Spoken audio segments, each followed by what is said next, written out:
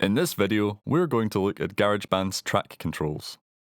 In the previous video, we extended this song by 8 bars and increased its tempo. As you will hear, I've also added a few more instruments. Let's have a listen to the results.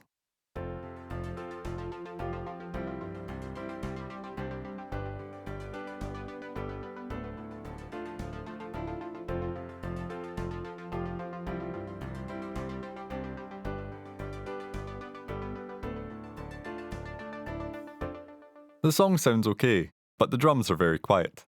I'd like to readjust the level of each instrument to create a better balance. To access the mixer, place your fingers in the grey section below the instrument icons and drag to the right.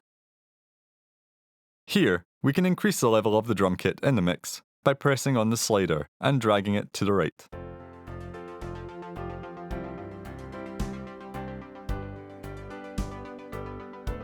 You'll see that the output level of the master volume meter has increased. It's important to remember that volume and level are different. Even if I turn the volume of the iPad down fully, you will still see that signals are being displayed in the meter. If the output level is too high, you'll see a red peak indicator appear at the top of the meter. This is referred to as clipping, which occurs when the amplitude of a signal goes above 0 dB and will result in audio distortion. It's good practice to keep your instruments and effects levels in check, and to make sure that their combined output is always at an adequate level, below 0 dB. We can mute individual instruments by pressing the loudspeaker icon, or solo a channel by pressing the headphone icon. We can also do this using the mixer controls. The settings in this menu correspond only to the track you have selected. We can alter an instrument's position in the mix by using the pan controls. To demonstrate, I'm going to sweep the piano from left to right.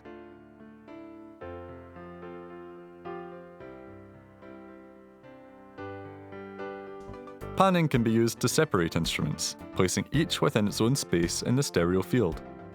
Panning may also be used creatively. Here I have 2 synthesizers, each playing in a different range. I'm going to pan one to the left and one to the right, which will create an interesting stereo effect.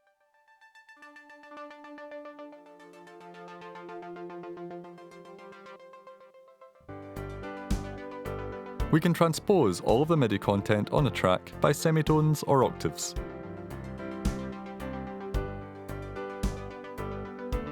The Merge Recordings option alters the way in which MIDI is recorded. By default, recording in Garageband is destructive, meaning that if you record over a pre-existing region, it will be deleted. With Merge Recordings activated, you can record over a region several times, and all of your recordings will be merged into one. I'll demonstrate this by adding an additional harmony part to the synthesizer.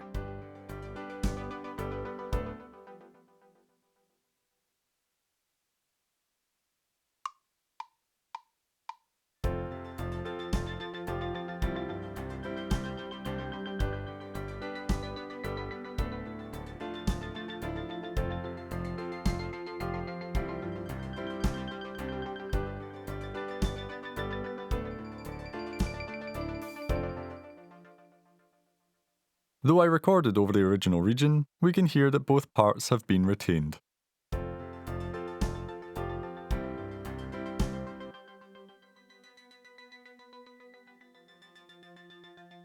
Finally, we can apply reverb and echo to a track. By pressing on the Master Effects button, I can change the type of effect that is used. It's important to note that the Master Effects section applies to all tracks in the project, so it's not possible to add different effects to different tracks. We can adjust the level of reverb and echo by moving the sliders, and I'll demonstrate by adding some reverb to the drum kit.